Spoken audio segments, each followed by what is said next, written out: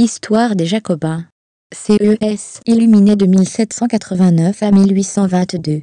Par l'auteur des Sociétés secrètes. La première fois sous forme numérique, ces histoires d'horreur ont vraiment existé. Vous reconnaîtrez des noms célèbres parmi ces usurpateurs, criminels sanguinaires, etc. Voici un livre sur les horreurs commises à l'époque.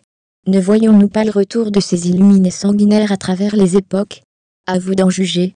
En voici un extrait. Préface. Il n'y a pas encore un an que nous tracions l'histoire des sociétés secrètes. Nous disions ces propres paroles, les sociétés d'illuminés doivent subjuguer l'univers, il n'est plus question de leur résister. Elles ont eu déjà le glaive et le pouvoir.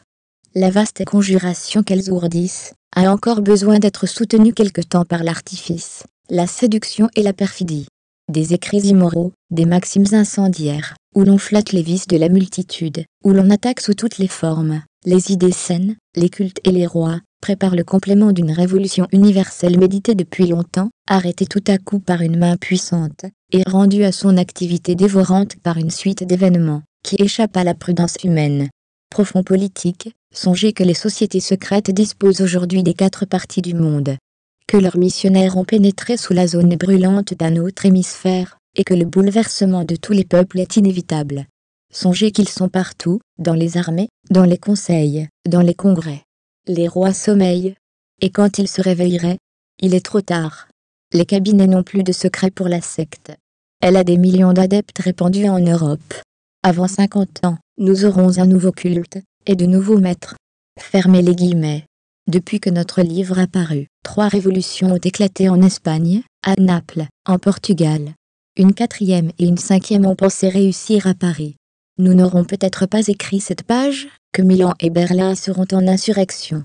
Encore une fois, souverains, regardez en haut, et levez la tête, parce que la chute est proche. Fermez les guillemets. La prophétie est dure, nous l'avouons. La vérité a toujours quelque chose d'amer. Un malade à l'agonie n'aime point entendre parler de la mort. Cet ouvrage sera jugé diversement. Il fera peur, j'en préviens d'avance. Il ne reste plus qu'à placer, à l'entrée de la caverne des révolutions, l'inscription funeste qui ordonne de laisser l'espérance. Les polices, les alliances, les arrestations, les supplices, n'y feront rien. L'état social tombe en dissolution sous la hache d'une secte ennemie de tous les pouvoirs, qui, d'une main, tient le livre de sang, et de l'autre, le glaive. Les illuminés ne seront pas les derniers à se récrier, sur ce qu'ils appellent des visions. Il y a un an, lorsque l'histoire des sociétés secrètes parut, ils demandaient des preuves.